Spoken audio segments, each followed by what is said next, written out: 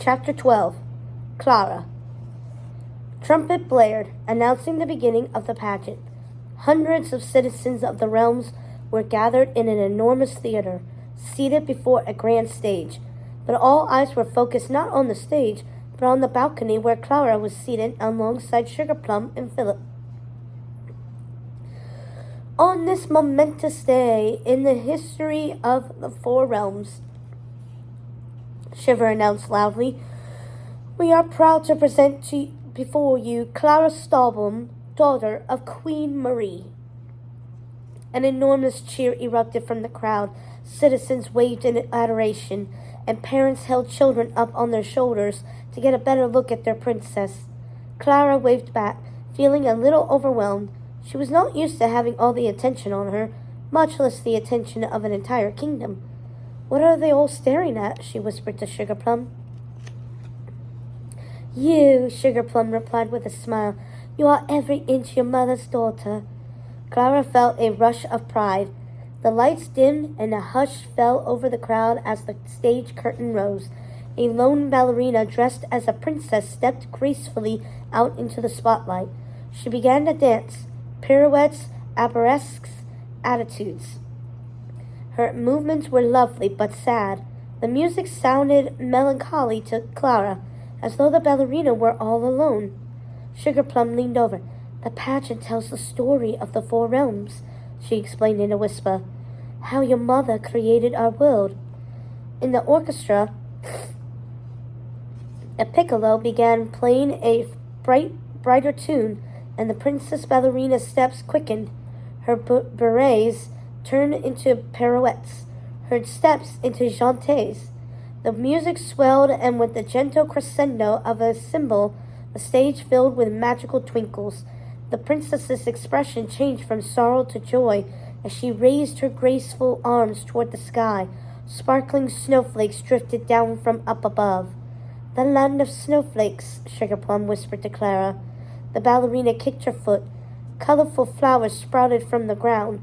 The land of flowers, Sugarplum continued. Then a backdrop of sweet treats unfurled from behind the dancing princess. The land of sweets, Clara exclaimed. The ballerina continued to leap and dance across the stage. With each kick and pirouette, more glorious embellishments sprang to life. Then a chorus of dancers entered from the wings, all dressed as toys and dolls. Their costumes were mesmerizing, pink and gold delicately spun from flowers and sugar and crystals.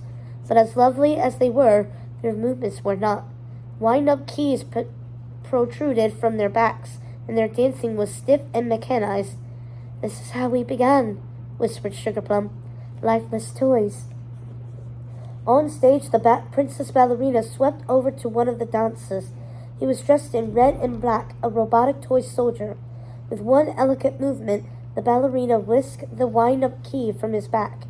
Instantly, his movements became graceful and fluid. He took the ballerina's hand, and together they performed a delicate pas de deux. Then the ballerina began removing the wind-up keys from all the toys' backs. They sprang to life, dancing with joy as the music reached a rousing crescendo. All at once the music changed. Violins and flutes grew silent, and an ominous oboe tune echoed throughout the theater. A new dancer entered the stage. She walked upon tall stilts, her curly red hair hanging in strings about her face. She wore a big hoop skirt and a frightening mask. The other dancers cowered in fear. Mother Ginger? Clara asked quietly. The one and only, Sugarplum confirmed. As the other dancers hid, only the princess remained unafraid. She approached the ghastly Mother Ginger and removed her wind-up key. Instantly, the horrible woman sprang to life. She knocked the beautiful princess to the ground. Tiny dancers dressed as mice scurried out from under her skirt, attacking the other dancers on stage. Was this the battle with Mother Ginger and the mice? Clara asked. Yes, Sugarplum nodded solemnly. Beastly woman. There's nothing motherly about her. She began this war. Sugarplum leaped in close to whisper in Clara's ear. I hope you will be the one to finish it. The beautiful princess ballerina escaped to the stage wings, and the toy dancers rallied in a valiant balletic war against Mother Ginger. Mice leaped this way and that, some being thrown into acrobatic leaps, others somersaulting over toys as they attacked. Fog overwhelmed the stage until only the dancers' outlines were visible.